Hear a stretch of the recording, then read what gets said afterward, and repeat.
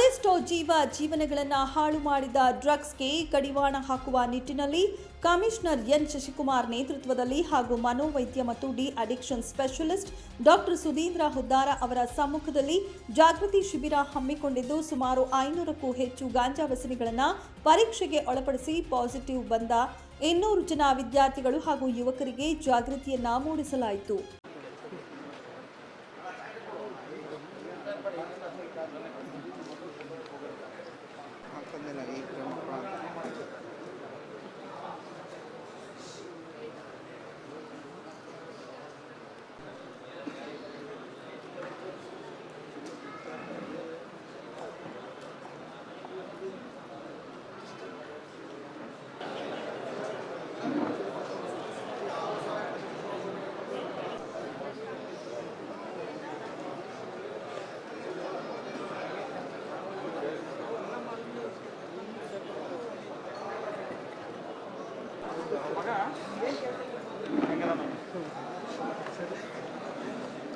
ದಿನದಿಂದ ದಿನಕ್ಕೆ ಹುಬ್ಬಳ್ಳಿ ಧಾರವಾಡ ಅವಳಿ ನಗರದಲ್ಲಿ ಗಾಂಜಾ ಘಾಟು ಹೆಚ್ಚುತ್ತಿದ್ದು ಇದನ್ನು ಕಡಿವಾಣ ಹಾಕುವ ನಿಟ್ಟಿನಲ್ಲಿ ಪೊಲೀಸ್ ಕಮಿಷನರೇಟ್ ವತಿಯಿಂದ ನಗರದ ಆರ್.ಎನ್. ಶೆಟ್ಟಿ ಸಭಾಭವನದಲ್ಲಿ ಆಯೋಜಿಸಿದ್ದ ಶಿಬಿರದಲ್ಲಿ ವ್ಯಸನಗಳಿಗೆ ಕಮಿಷನರ್ ಹಾಗೂ ಮಣೆ ವೈದ್ಯರಿಂದ ಜಾಗೃತಿ ನೀಡಲಾಯಿತು.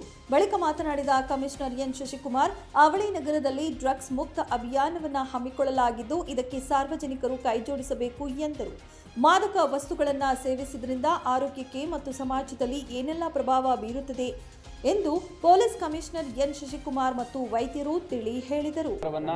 ಮಾದಕ ವಸ್ತುಗಳಿಂದ ಮಾದಕ ವ್ಯಸನಿಗಳಿಂದ ಮುಕ್ತ ಮಾಡಬೇಕು ಅನ್ನೋ ನಿಟ್ಟಿನಲ್ಲಿ ಸಾಕಷ್ಟು ಪ್ರಯತ್ನವನ್ನು ನಮ್ಮ ಇಲಾಖೆಯಿಂದ ಕೈಗೊಳ್ತಾ ಇದ್ದೇವೆ. ಅದೇ ರೀತಿ ಜಿಲ್ಲಾಡಳಿತದ ಜೊತೆ ಕೂಡ ನಾವು ಸಾಕಷ್ಟು ಸಭೆಗಳನ್ನು ಮಾಡಿ ಇತರೆ ಇಲಾಖೆಗಳ ಸಹಕಾರವನ್ನು ಕೂಡ ಇದರಲ್ಲಿ ಕೇಳಿದ್ದೇವೆ.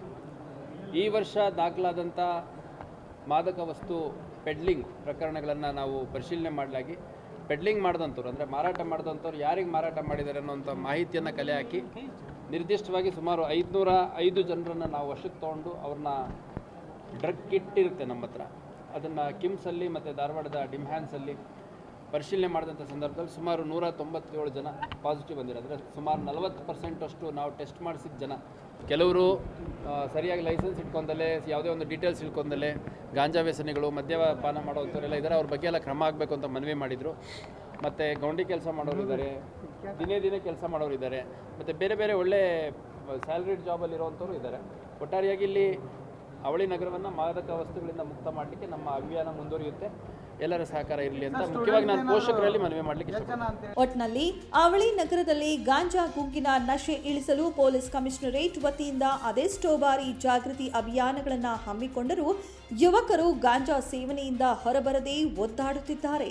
ಇದರಿಂದ ತಮ್ಮ ಸುಂದರ ಜೀವನವನ್ನ ಹಾಳು ಮಾಡಿಕೊಳ್ಳುತ್ತಿದ್ದಾರೆ. ಹಾಗಾಗಿ ಮಾದಕ ವ್ಯಸನಕ್ಕೆ ಬಲಿಯಾಗದಿರಿ ಎಂದು ಸಲಹೆ ನೀಡಿದರು. ಮತ್ತೆ ನಮ್ಮ ಈ ಒಂದು 18-20 ಲಕ್ಷ ಪಾಪ್ಯುಲೇಷನ್ ಇರುವಂಥ ಅವಳಿ ನಗರದಲ್ಲಿ 505 ಜನರನ್ನು ನಾವು ಗುರುತಿಸಲಿಕ್ಕೆ ಸುಮಾರು 1 ತಿಂಗಳ ಕಾಲ ಪ್ರಯತ್ನ ಮಾಡಿದ್ದೀವಿ.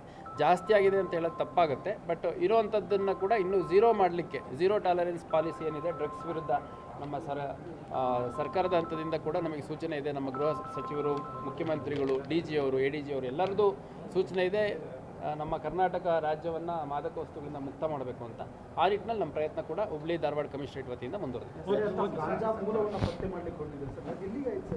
ಗಾಂಜಾ ಮೂಲ ನಮಗೆ ಈಗಾಗಲೇ ಭಾಳ ಒಳ್ಳೆಯ ಒಂದು ಪ್ರೋಗ್ರೆಸ್ಸು ನಮಗೆ ಕಾಣ್ತಾ ಇದೆ.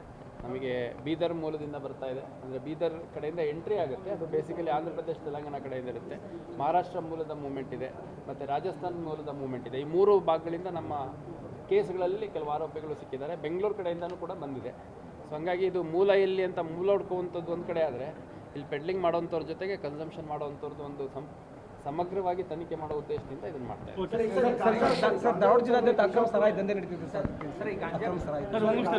ಇನ್ನು ಅದೆಷ್ಟೋ ಕಟ್ಟುನಿಟ್ಟಿನ ಕ್ರಮ ಕೈಗೊಂಡರೂ ಪೊಲೀಸ್ ಇಲಾಖೆ ಹುಬ್ಬಳ್ಳಿ ಧಾರವಾಡ ಗಾಂಜಾ ಡ್ರಗ್ಸ್ ಮುಕ್ತ ಮಾಡಲು ಪೊಲೀಸರು ಹರಸಾಹಸ ಮಾಡುತ್ತಿದ್ದರೂ ಅವರ ಕಣ್ತಪ್ಪಿಸಿ ಗಾಂಜಾ ಪೆಡ್ಲರ್ಸ್ ಗಾಂಜಾ ಸಪ್ಲೈ ಮಾಡ್ತಿದ್ದಾರೆ. ಈ ಕುರಿತು ತನಿಖೆ ಮಾಡುತ್ತೇವೆ ಎಂದರು. 9 ಲೈವ್ ನ್ಯೂಸ್ ಹುಬ್ಬಳ್ಳಿ.